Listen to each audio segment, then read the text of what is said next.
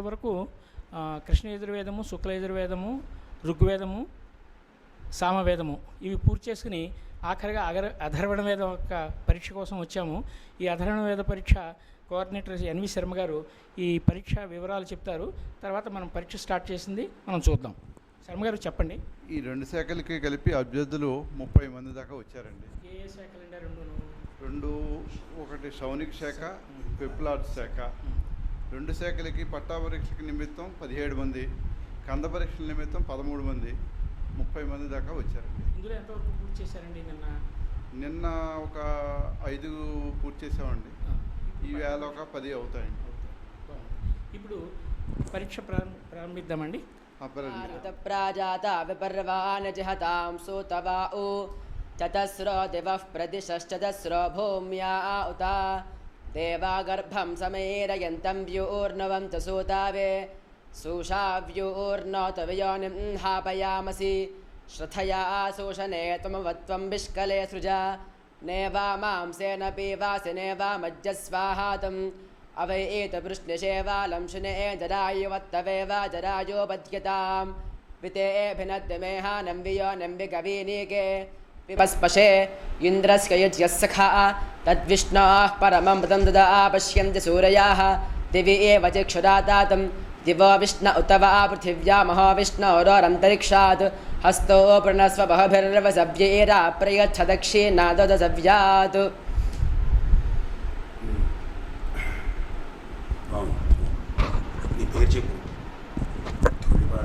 ధూళిపాల కార్తికేయ శర్మ. తాడేపల్లిగూడ. కర్నూలు పాఠశాల చదువుకుంటున్నాం. శ్రీ కంచికామకోట పీఠ అఖిల భారతీయ బ్రాహ్మణ కర్వ నిత్యానంద దత్తం పాఠశాల.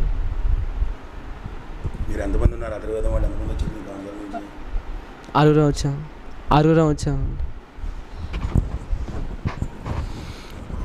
శ్రీర్జయతు శ్రియకాంతాయ కళ్యాణ నిధయే నిధయేర్ధినాం శ్రీవేంకట నివాసాయ శ్రీనివాసాయ మంగళం. వేదోఖిలం జగతు. ఈ రాజమహేంద్రవరంలో గత 89 సంవత్సరాల నుంచి వేదశాస్త్ర పరిషత్ ద్వారా నిర్వహించబడుతున్నటువంటి ఈ 4 వేదముల యొక్క తదంగ శాఖలతో కూడినటువంటి వేద పరీక్షలు ఎంతో ప్రాశస్త్యంగా నిర్వహిస్తున్నాయి. ఇక్కడ 89 సంవత్సరాల నుంచి కూడా ఈ సంవత్సరం 89వ సంవత్సరం వేదశాస్త్ర పరిషత్ ద్వారా నిర్వహించేటువంటి వేద పరీక్షల్లో ఋగ్వేదము, యజుర్వేదము, సామవేదము, అథర్వవేదము, అలాగే ఋగ్వేదానికి 2 శాఖల యందు పరీక్షలు నిర్వహిస్తున్నారు ఇక్కడ.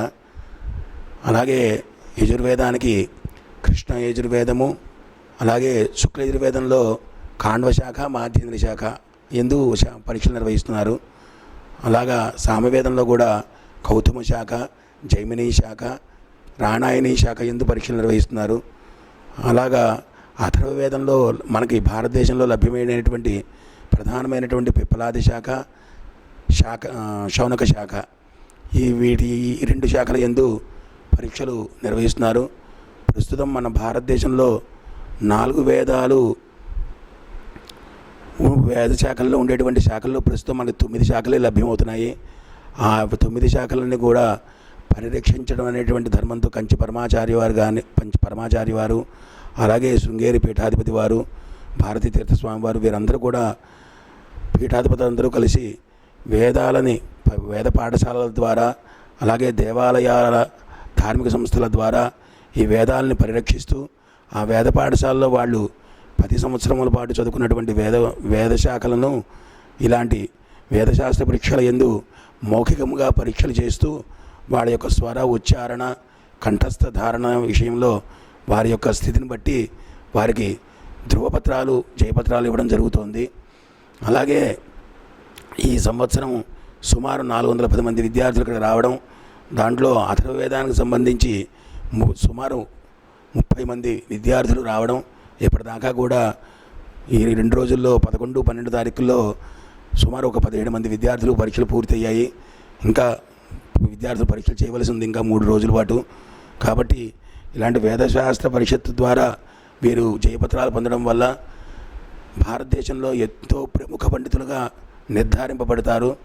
దీనికి హోతా శివరామ శర్మ గారు, వారి యొక్క కార్యవర్గ సభ్యులందరూ కూడా చాలా ప్రతి సంవత్సరం ఒక వారం రోజుల పాటు చాలా శ్రమించి ఈ సంస్థని చాలా విజయ పథంలోనూ ధార్మిక పథంలో నడిపిస్తూ చాలా ఉన్నతమైనటువంటి, అంటే ప్రతి పండితుడికి కూడా రాజమండ్రి వేదశాస్త్ర పరిషత్తులో సర్టిఫికెట్ అంటే జయపత్రం ధ్రువపత్రం కనుక ఉంటే వారు ముఖ్యమైన పండితులుగా, అంటే వేద పండితులు ఎంతోమంది ఉంటారు, కానీ రాజమండ్రి వేదశాస్త్ర పరిషత్తులో కానీ అలాగే విజయవాడ సంస్థలో కానీ పరీక్షించిన వాళ్ళని ముఖ్యమైన పండితులుగా గుర్తించడం జరుగుతుండడం వల్ల ఇక్కడ చాలా వీరి అందరూ కూడా రిటైర్మెంట్ అయినటువంటి జడ్జీలు, లాయర్లు, బ్యాంకు మేనేజర్లు ఇలాంటి వారందరూ పర్యవేక్షణ, వాళ్ళు కూడా దీన్ని పరిరక్షిస్తూ అబ్జర్వేటర్లుగా ఉంటూ దీన్ని చాలా శ్రద్ధగా నిర్వహిస్తున్నారు. ఇలాగే ఈ సంస్థ 100 సంవత్సరాల పాటు ఈ 100 శత జయంతి ఉత్సవాలను కూడా ఘనంగా నిర్వహించాలని మనం అందరం కూడా కోరుకుంటూ, ఈ ధర్మాన్ని కాపాడేటువంటి వెంకటేశ్వర స్వామి యొక్క అనుగ్రహం వేద విదితమైనటువంటి జనులందరికీ కూడా లభ్యమవ్వాలని కోరుకుంటూ, ఇంకా ఈ ప్రధానమైనటువంటి ఈ అథర్వవేదం యొక్క గొప్పతనం, ప్రాశస్త్యం ఏమనగా, మనకి లోకంలో ఉండేటువంటి ప్రతి మానవుడు ఉండేటువంటి ఈతిబాధలకి పరిష్కార మార్గాలు, అలాగే ఖగోళంలో ఉండేటువంటి ఈ సూర్య చంద్ర నక్షత్రాలు గ్రహాల యొక్క స్థితిగతులు, వాటి యొక్క ప్రమాణాల గురించి, అలాగే భూమ్యంతరిక్షాదుల్లో ఉండేటువంటి పదార్థాల గురించి, అలాగే సూర్యమండలంలో ఉండేటువంటి వాటి యొక్క పదార్థాల గురించి, అలాగే మన సైన్సు, శస్త్ర విద్యలు, అస్త్ర విద్యలు, అలాగే వైద్య విద్యలు, వీటికి సంబంధించినటువంటి మానవాళికి సంబంధించినటువంటి ప్రతి అంశాలు దీంట్లో ఎంతో గోప్యంగా, ఏదైతే సిద్ధే మంత్ర ప్రోక్త అని ఈ అథర్వవేద మంత్రాలని కనుక ఎవరైతే స్మరిస్తారో వాళ్ళకి వెంటనే ఆ యొక్క మనస్సంకల్పం సిద్ధిస్తుందని వేద ప్రమాణము. అలాగే ఆరోగ్యం గురించి కానీ, సంతానం గురించి కానీ, గర్భస్రావం అవ్వకుండా గర్భధారణ జరుగుటకు, అలాగే ఈ సైన్స్లో ఉండేటువంటివి క్షిపణులు వీటి గురించి, వాటన్నిటి గురించి కూడా విమానాలు, వాటి యొక్క విమానాలు తయారు చేసేటువంటి విధానాలు, అలాగే వైద్య మూలికలు, ఏ మందులు ఏ రోగాలకు పనికొస్తాయి, ఏ సమయంలో మనుషులు మానవాళిలో చేయవలసినటువంటి పనుల గురించి కానీ, ఇవన్నీ కూడా చాలా చాలా విశాలంగా అథర్వవేదంలో నిక్షిప్తమై ఉన్నాయి. అలాగే అథర్వవేద గోపథ బ్రాహ్మణంలో కూడా యజ్ఞయాగాది క్రతువుల్లో దేవతలకు ఇచ్చేటువంటి ఆవిర్భాగ నియమాలు, ఆర్తికులు చేయవలసినటువంటి నియమాలు, విధి విధానాలు, ఇవన్నీ కూడా చాలా విషయంగా తెలియపరిచి ఉన్నాయి. కాబట్టి ఈ 4 వేదాలలో కూడా అథర్వవేదము బ్రహ్మస్థానాన్ని పొంది ఉంది. కాబట్టి అథర్వవేదము శస్త్ర విద్యలు అనగా ఈ మన ప్రయోగం స్కడ్లు అవి అంటాం కదండి, పూర్వం మంత్రంతో ఆ బాణాలు, ధనుర్బాణాలు వేసి ఆ మంత్రంతోనే యుద్ధాలు అవి చేసేవారు. ఆ విద్యను యుద్ధాల్లో విజయం ప్రాప్తించడానికి ఏ మంత్రాలు అనుష్ఠించాలి, ఏ మంత్రాలు చేస్తే శత్రువుల బాధ నుంచి నివృత్తి అవుతుంది, ఏ మంత్రాలు పారాయణ చేస్తే వ్యాపార అభివృద్ధి చెందుతుంది, వణిగింద్రుడైనటువంటి దేవతను కనుక ప్రార్థిస్తే వ్యాపార అభివృద్ధి అవుతుంది క్రయ విక్రయాదులకి.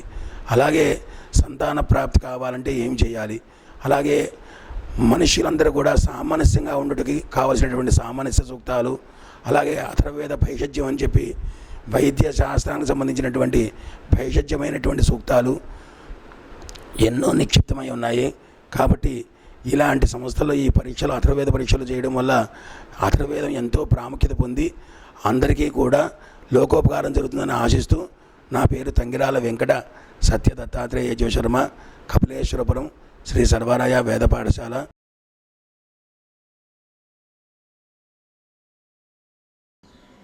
ఇది ఆఖరిగా అథర్వవేదంలో పిప్పలాది శాఖ, దానికి సంబంధించిన పరీక్ష కోసం వచ్చాం.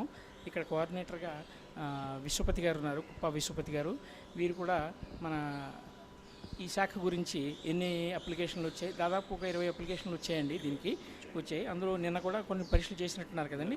చేశారు, ఇవాళ చేశారు. ఇక్కడ పరీక్షాధికారులు ఎవరున్నారండి? దినకర్ జోషి గారు నాసిక్ నుంచి వచ్చారు, దేవవర్త గారు తిరుపతి నుంచి వచ్చారు. ఇప్పుడు పరీక్ష జరుగుతుంది. ఇప్పుడు పరీక్ష జరుగుతుంది. పిప్లా శాఖలో సున్నిపెంట శ్రీశైలంలో నేను చదువుకుంటున్నాడు ఇప్పుడు అబ్బాయి. नमः हरिः ॐ